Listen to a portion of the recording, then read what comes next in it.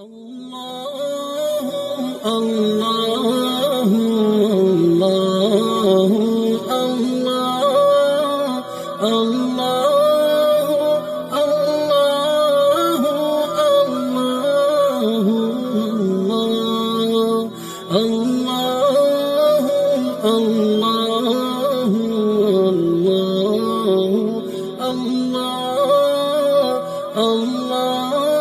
جیسے تماشا دیکھ رہی ہوں۔ جب مریضوں کا ٹولہ ان کے قریب سے گزر رہا تھا تو وہ ہر ایک کو دیکھنے لگی۔ اچانک لوزینہ کو دھچکا لگا۔ حدید اسے قہر بھری نظروں سے دیکھ رہا تھا۔ اس سے اچھی طرح چلا نہیں جاتا تھا۔ اس کے چہرے سے وہ رونق اور رمق بجھ گئی تھی جو لوزینہ نے زخمی ہونے سے پہلے دیکھی تھی۔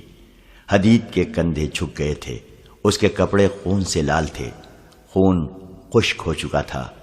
لوزینہ کی آنکھوں میں آنسو آ گئے، مگر حدید کی آنکھوں میں نفرت تھی۔ اس نے منہ پھیر لیا۔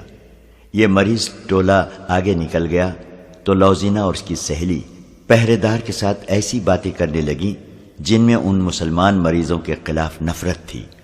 انہوں نے زبان کے جادو سے پہرے دار کو اپنا گرویدہ کر لیا اور کہا کہ وہ ازراہ مذاق ان قیدیوں کے ساتھ باتیں کرنا چاہتی ہیں۔ ڈسپنسری میں دوسرے مریض بھی تھے۔ خاصا ہجوم تھا۔ قیدیوں کو ایک طرف بٹھا دیا گیا۔ لوزینہ ان کے قریب چلی گئی اور اس کی سہیلی نے پہرے دار کو باتوں میں الجھا لیا۔ حدید دیوار کے سہارے بیٹھ گیا تھا۔ اس کی حالت اچھی نہیں تھی۔ لوزینہ نے آنکھ کے اشارے سے اسے پرے بلایا۔ وہ جب اس کے قریب گیا تو لوزینہ نے آہستہ سے اسے کہا، مجھے حکم ملا ہے کہ تم سے کبھی نہ ملوں۔ بیٹھ جاؤ۔ ہم یہ ظاہر نہیں ہونے دیں گے کہ ہم باتیں کر رہے ہیں۔ میں لعنت بھیجتا ہوں تم پر اور تمہارے حکم دینے والوں پر۔ حدید نے نحیف سی اور غضبناک آواز میں کہا، میں نے تمہیں کسی سلے کے لالچ میں ڈاکوؤں سے نہیں بچایا تھا، وہ میرا فرض تھا۔ کیا تم فرض ادا کرنے والوں کے ساتھ یہ سلوک کرتے ہو؟ چپ رہو حدید، لوزینہ نے رندھائی ہوئی آواز میں کہا، یہ باتیں بعد میں ہوں گی۔ مجھے بتاؤ کہ رات تم کس جگہ ہوتے ہو؟ آج رات تمہیں وہاں سے نکلنا ہے۔ حدید اس سے بات بھی نہیں کرنا چاہتا تھا۔ لوزینہ نے اسے آنسوؤں سے اور بڑی مشکل سے یقین دلایا کہ وہ اسے دھوکہ نہیں دے رہی ہے۔ حدید نے بتایا کہ وہ رات کو جہاں سوتا ہے وہاں سے نکلنا مشکل نہیں، لیکن نکل کر وہ جائے گا کہاں؟ انہوں نے جلدی جلدی میں فرار کا منصوبہ بنایا۔ مسلمانوں کا کیمپ ایسی نیند سویا ہوا تھا جیسے یہ لاشوں کی بستی ہو۔ پہرے دار بھی سو گئے تھے۔ یہاں سے کبھی کوئی بھاگا نہیں تھا، بھاگ کر کوئی جاتا بھی کہاں۔ اس کے علاوہ پہرے داروں کو یہ بھی معلوم تھا کہ کوئی ایک آدھ بھاگ بھی گیا تو کون جواب طلبی کرے گا۔ رات کا پہلا پہر ختم ہو رہا تھا۔ پھٹے پرانی ایک خیمے سے ایک آدمی پیٹ کے بل رینگتا ہوا خیموں کی اوٹ میں وہاں تک چلا گیا جہاں اسے کوئی پہرے دار نہیں دکھائی دے سکتا تھا۔ آگے اسے اندھیرے میں بھی کھجور کا درخت نظر آنے لگا جہاں تک اسے پہنچنا تھا۔ ایک سایہ سر سے پاؤں تک موٹے کپڑے میں لپٹا ہوا کھڑا ہوا تھا۔ رینگنے والا اٹھ کھڑا ہوا اور کھجور کے تنے تک پہنچ گیا۔ وہ حدید تھا۔ لوزینہ اس کی منتظر تھی۔ تیز چل سکو گے؟ لوزینہ نے پوچھا۔ کوشش کروں گا، حدید نے جواب دیا۔ وہ کیمپ سے دور نکل گئے۔ آگے وسیع علاقہ غیر آباد تھا۔ مشکل یہ تھی کہ حدید تیز نہیں چل سکتا تھا اور اسے بتاتی گئی کہ اسے کیسے کیسے حکم اور دھمکیاں ملی ہیں۔ اس نے حدید کی غلط فہمی رفع کر دی۔ آگے شہر کی گلیاں آ گئی اور پھر ڈاکٹر کا گھر آ گیا۔ 3-4 بار دستک دینے سے ڈاکٹر باہر آیا اور انہیں فوراً اندر لے گیا۔ اس نے حدید کے زخم کھول کر دیکھے تو کہا کہ کم از کم 20 روز مرہم پٹی ہوگی۔ یہ سن کر لوزینہ کے سامنے ایک بہت ہی پیچیدہ مسئلہ آ گیا۔ وہ یہ تھا کہ اتنے دن وہ حدید کو چھپائے گی کہاں؟ اسے بیگار کیمپ میں واپس تو نہیں لے جانا تھا۔ اس کی عقل جواب دے گئی۔ ڈاکٹر مرہم پٹی کر چکا تو اس نے کہا کہ اسے نہایت اچھی اور مقوی غذا کی ضرورت ہے۔ لوزینہ اسے پرے لے گئی اور کہا، یہ جہاں رہتا ہے وہاں اسے اچھی غذا نہیں مل سکتی۔ میں گھر میں اسے اپنے پاس نہیں رکھ سکتی۔ آپ اسے یہیں رکھیں اور جو چیز اس کے لیے فائدہ مند ہو وہ کھلائیں۔ مجھ سے آپ جتنی قیمت اور اجرت مانگیں گے دوں گی۔ ڈاکٹر نے جو اجرت بتائی وہ بہت زیادہ تھی۔ لوزینہ نے کم کرنے کو کہا تو ڈاکٹر نے کہا تم مجھ سے بہت ہی خطرناک کام کرا رہی ہو۔ میں جانتا ہوں کہ یہ شخص مسلمانوں کے کیمپ سے لایا گیا ہے اور یہ مصری فوج کا سپاہی ہے۔ تمہارا اس کے ساتھ کیا تعلق ہے؟ مجھے منہ مانگی اجرت دوگی تو تمہارا یہ راز میرے گھر سے باہر نہیں جائے گا۔ مجھے منظور ہے، لوزینہ نے کہا۔ اور یہ بھی سن لو ڈاکٹر، اگر یہ راز فاش ہو گیا تو آپ زندہ نہیں رہیں گے۔ ڈاکٹر نے حدید کو ایک کمرے میں لٹا دیا اور اسے بتایا کہ وہ ٹھیک ہونے تک یہیں رہے گا۔ اس نے اندر سے اسے دودھ اور پھل لا دیے اور لوزینہ کو ایک اور کمرے میں لے گیا۔ دوسرے دن لوزینہ اور اس کی سہیلی نے کیمپ کی جاسوسی کی۔ ڈسپنسری میں گئی، مریض قیدی وہاں لے جائے گئے۔ دونوں لڑکیوں نے پہرے دار کے ساتھ گپ شپ لگائی اور اپنے خصوصی ڈھنگ سے باتیں کر کے معلوم کر لیا کہ حدید کی گمشدگی سے کیمپ میں کوئی تبدیلی نہیں آئی اور وہاں کوئی ہلچل نہیں۔ دن گزرتے گئے۔ ڈاکٹر کو چونکہ منہ مانگی قیمت اور اجرت مل رہی تھی، اس لیے اس نے حدید کو چھپائے بھی رکھا اور اس کا علاج پوری توجہ سے کرتا رہا۔ اسے مقوی غذا بھی دیتا رہا۔ لوزینہ شام کے بعد وہاں جاتی، کچھ دیر حدید کے ساتھ بیٹھتی اور بہت دیر ڈاکٹر کے کمرے میں گزارتی۔ اس روزمرہ کے معمول میں 20 روز گزر گئے اور حدید کے زخم مل گئے۔ اس کی صحت بھی بحال ہو گئی۔ لوزینہ نے ڈاکٹر سے کہا کہ وہ کل رات کسی بھی وقت حدید کو لے جائے گی۔ دوسرے دن اس نے اپنی سہیلی کو استعمال کیا۔ چھوٹے عہدے کا ایک افسر اس کی سہیلی کے پیچھے پڑا رہتا تھا۔ سہیلی نے اس افسر کو جھانسا دیا اور لوزینہ نے اس کے ٹرنک سے اس کی وردی نکال لی جو اس نے حدید کو پہنا دی۔ گھوڑے کا انتظام مشکل نہ تھا، وہ بھی ہو گیا۔ یہ اہتمام اس لیے کیا جا رہا تھا کہ شہر کے ارد گرد مٹی کی بہت اونچی دیوار تھی۔ اس کے 4 دروازے تھے جو رات کو بند رہتے تھے۔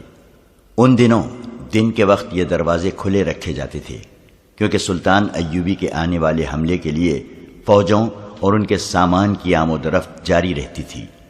سورج غروب ہونے سے کچھ دیر پہلے قلعے کے بڑے دروازے کی طرف ایک صلیبی افسر گھوڑے پر جا رہا تھا۔ اس کی کمر سے لٹکتی ہوئی تلوار مسلمانوں کی طرح ٹیڑھی نہیں، سیدھی تھی۔ اس کا دستہ سلیب کی شکل کا تھا۔ وہ ہر لحاظ سے سلیبی تھا۔ دروازہ کھلا ہوا تھا جس سے اونٹوں کا ایک کارواں رسد سے لدا ہوا باہر جا رہا تھا۔ ظاہر یہی ہوتا تھا جیسے یہ گھوڑ سوار افسر اس کارواں کے ساتھ جا رہا ہو۔ وہ دروازے کے پاس پہنچا تو سلیبیوں کی انٹیلیجنس کا سربراہ ہرمن گھوڑے پر سوار دروازے میں داخل ہوا۔ وہ کہیں باہر سے آ رہا تھا۔ اس نے اس افسر کو دیکھا اور مسکرایا، مگر اس افسر نے مسکراہٹ کا جواب مسکراہٹ سے نہ دیا۔ ہرمن چند قدم اندر کو آیا تو اس نے گھوڑا روک لیا۔ اسے 200-300 قدم دور لوزینہ کھڑی نظر آئی۔ جس نے ہرمن کو دیکھا تو وہاں سے تیزی سے اپنے ٹھکانے کی طرف چلی گئی۔ علی بن سفیان کی طرح ہرمن بھی ماہر جاسوس اور سراغ رساں تھا۔ اس نے فوراً گھوڑا دروازے کی طرف گھمایا اور ایڑ لگا دی۔ وہ اپنا ایک ایسا شک رفع کرنا چاہتا تھا۔ اس نے گھوڑے کو ایڑ لگائی تو گھوڑا دوڑ پڑا۔ باہر جا کر ہرمن نے دیکھا کہ جو افسر اس کے پاس سے گزرا تھا وہ اتنی دور نکل گیا تھا کہ اس کے تعاقب میں جانا بیکار تھا۔ اس گھوڑ سوار نے دروازے سے نکلتے ہی گھوڑے کو ایڑ لگا دی تھی۔ گھوڑا بہت تیز رفتار تھا۔ ہرمن اسے دیکھتا رہا اور وہ صحرا کی وسعت میں گم ہو گیا۔ لوزینہ نے حدید کو آزاد کرا کے صلہ دے دیا تھا۔ ہرمن نے گھوڑا موڑا اور تیزی سے اندر گیا۔ وہ سب سے پہلے مسلمانوں کے کیمپ میں گیا اور وہاں کے انچارج سے حدید کی نشانیاں بتا کر پوچھا کہ وہ کہاں ہے۔ کچھ پتہ نہ چلا۔ جس خیمے میں حدید کو رکھا گیا تھا وہاں کے رہنے والوں نے بتایا کہ ایک صبح وہ یہاں سے غائب تھا۔ وہ سمجھے کہ اسے ادھر ادھر کر دیا گیا ہے۔ ہرمن کا شک یقین میں بدل گیا۔ وہ حدید ہی تھا جسے اس نے صلیبی فوج کی وردی میں دروازے سے نکلتے دیکھا تھا۔ وہ مزید تفتیش سے پہلے لوزینہ کے کمرے میں گیا۔ وہ سر ہاتھوں میں تھامے رو رہی تھی۔ کیا اسے تم نے بھگایا ہے؟ ہرمن نے گرج کر کہا۔ لوزینہ نے آہستہ سے سر اٹھایا۔ ہرمن نے کہا، جھوٹ بولو گی تو میں تفتیش کر کے ثابت کر دوں گا کہ اسے تم نے فراری میں مدد دی ہے۔ نہ آپ کو تفتیش کی ضرورت ہے نہ مجھے جھوٹ بولنے کی ضرورت۔ لوزینہ نے کہا، میری زندگی ایک شاہانہ جھوٹ اور میرا وجود ایک خوبصورت دھوکہ ہے۔ اپنی روح کی نجات کے لیے میں سچ بول کر مر رہی ہوں۔ اس کی آواز میں غنودگی تھی جو بڑھتی جا رہی تھی۔ وہ اٹھی تو اس کی ٹانگیں لڑکھڑائیں۔ اس کے قریب ایک گلاس پڑا تھا جس میں چند قطرے پانی تھا۔ اس نے گلاس اٹھا کر ہرمن کی طرف بڑھا کر کہا، میں نے اپنے آپ کو سزائے موت دے دی ہے۔ اس گلاس میں پانی کے چند قطرے گواہی دیں گے کہ میں نے اپنے ناپاک جسم کو سزائے موت اس لیے نہیں دی کہ اپنی قوم سے غداری کی اور دشمن کو قید سے بھگا دیا ہے، بلکہ میرا جرم یہ تھا کہ میں ان مسلمانوں کو دھوکہ دینے گئی تھی جن کے ہاں کوئی دھوکہ اور فریب نہیں۔ ان میں سے 4 انسانوں نے میری وہ عزت بچانے کے لیے جو میرے پاس تھی ہی نہیں 10 ڈاکوؤں کا مقابلہ کیا۔ پھر ایک انسان نے مجھے اپنا جسم کٹوا کر ڈاکوؤں سے چھینا۔ مجھے نیکی اور بدی، محبت اور نفرت کا فرق معلوم ہو گیا۔ میں سچ بول کر مر رہی ہوں۔ یہ پرسکون موت ہے۔ وہ گرنے لگی تو ہرمن نے اس کے ہاتھ سے گلاس لے کر اسے تھام لیا۔ لوزینہ نے اپنے جسم کو جھٹکا دیا اور ہرمن کے بازوؤں سے نکل کر پرے ہو گئی۔ اونگتی ہوئی آواز میں بولی، میرے جسم کو ہاتھ نہ لگاؤ، یہ اب تمہارے کام کا نہیں رہا۔ اس زہر نے اس میں سچ داخل کر دیا ہے۔ تمہیں ناپاک جسموں کی ضرورت ہے، اسے میں نے بھگا دیا ہے۔ اسے میں نے 20 روز چھپائے رکھا تھا۔ اسے میں نے فرنانڈیز کی وردی چرا کر پہنائی تھی۔ اسے میں نے گھوڑا دیا تھا۔ میں اس کے ساتھ نہیں جا سکتی تھی۔ میں اس کے بغیر رہ بھی نہیں سکتی تھی، اس لیے میں نے زہر پی لیا۔ اگر تم مجھے پکڑ نہ لیتے تو بھی میں زہر پی لیتی۔ وہ پلنگ پر لڑک گئی۔ ہرمن کو اس کی آخری سرگوشی سنائی دی۔ سچ بول کر مرنے میں کتنا سکون ہے۔ اس نے آخری سانس اس طرح لی جیسے سکون سے آہ بھری ہو۔ اسے جب دفن کر چکے تو ایک افسر نے پوچھا، اس کا کوئی خاندان تھا تو انہیں اس کی موت کی اطلاع دے دو۔ اس کا خاندان ہم ہی تھے، ہرمن نے جواب دیا۔ اسے 10-11 سال کی عمر میں کسی قافلے سے اغوا کر کے لائے تھے۔ سلطان صلاح الدین ایوبی کی فوج کو کوچ کیے 3 دن تھا۔ صلیبیوں نے اسے راستے میں روکنے کے لیے فوج بھیجی تھی۔ حملہ چونکہ کرک پر آ رہا تھا، اس لیے صلیبیوں نے شوبک سے زیادہ تر فوج کرک بھیج دی تھی۔ اس کا ایک حصہ شام کی طرف بھی بھیج دیا گیا تھا تاکہ نور الدین زنگی مدد کے لیے آئے تو اسے کرک سے کچھ دور روکا جا سکے، اور اس فوج کا کچھ حصہ سلطان ایوبی کو راستے میں روکنے والی فوج کو دیا گیا تھا۔ سلطان صلاح الدین ایوبی نے اپنی فوج کو 3 حصوں میں تقسیم کر کے کوچ کرایا تھا اور تینوں کو دور دور رکھا تھا۔ وہ جب اس مقام پر پہنچ گیا جہاں صلیبیوں سے ٹکر ہونی چاہیے تھی، اس نے تینوں حصوں کے کمانڈروں اور ان کے ماتحت کمانڈروں کو اپنے خیمے میں بلایا۔ ہم اس مقام پر آ گئے ہیں جہاں مجھے راز فاش کر دینا چاہیے، سلطان ایوبی نے کہا۔ تم شاید حیران ہو رہے ہوگے کہ میں تمہیں یہ بتاتا رہا ہوں کہ میں کرک پر حملہ کروں گا، مگر میں تمہیں کسی اور طرف لے آیا ہوں۔ میں کرک پر حملہ نہیں کر رہا ہوں، ہماری منزل شوبک ہے۔ ایک سوال تم سب کو پریشان کر رہا ہے کہ میں نے ان 3 جاسوسوں کو، جن میں ایک عالم تھا اور 2 لڑکیاں، کیوں رہا کر دیا تھا اور انہیں محافظ کیوں دیے تھے؟ اس سوال کا جواب سن لو۔ میں نے انہیں اپنے ساتھ والے کمرے میں بٹھا کر درمیان کا دروازہ ات کھلا رکھا اور علی بن سفیان اور 2 نائبین کو یہ بتانا شروع کر دیا کہ میں فلاں تاریخ کو کرک پر حملہ کر رہا ہوں۔ میں جانتا تھا کہ جاسوس سن رہے تھے۔ میں نے ان کے کانوں میں یہ بھی ڈالا کہ میں صلیبیوں سے کھلے میدان کی جنگ سے ڈرتا ہوں۔ اس قسم کی باتیں ان کے کانوں میں ڈال کر انہیں رہا کر دیا اور انہیں محافظ دیے تاکہ وہ صحیح و سلامت شوبک پہنچ جائیں۔ مجھے اطلاع ملی ہے کہ راستے میں ایک حادثہ ہو گیا ہے۔ ڈاکوؤں نے 3 محافظوں اور ایک لڑکی کو مار ڈالا ہے۔ 4تھا محافظ کل رات شوبک سے واپس آ گیا ہے۔ وہاں ہمارے جو جاسوس ہیں انہوں نے اطلاع دی ہے کہ عالم جاسوس زندہ شوبک پہنچ گیا تھا، جس نے میرا دھوکہ کامیاب کر دیا ہے۔ صلیبیوں نے اپنی فوج میری مرضی کے مطابق تقسیم کر دی ہے۔ اس وقت تمہاری فوج کا بایاں والا حصہ صلیبیوں کی بہت بڑی فوج کے بائیں پہلو سے 4 میل دور ہے۔ اس نے بائیں حصے کے کمانڈر سے کہا، آج سورج غروب ہونے کے بعد تم اپنے تمام گھڑ سوار دستے سیدھے آگے 2 میل لے جاؤ گے، وہاں سے اپنے بائیں کو ہونا، 4 میل سیدھا جانا، پھر بائیں کو جانا، اور 2 میل پر تمہیں دشمن آرام کی حالت میں ملے گا۔ حملہ کرنا تم جانتے ہو، یہ تیز حلہ ہوگا، راستے میں جو کچھ آئے اسے کچلتے ہوئے نکل آؤ، اور اپنی اسی جگہ پر آ جاؤ جہاں سے چلے تھے۔ دوسرا حصہ شام کے بعد سیدھا آگے بڑھے گا اور 8-9 میل جا کر بائیں کو ہو جائے گا۔ تمہیں دشمن کی رسد اور قافلے ملیں گے۔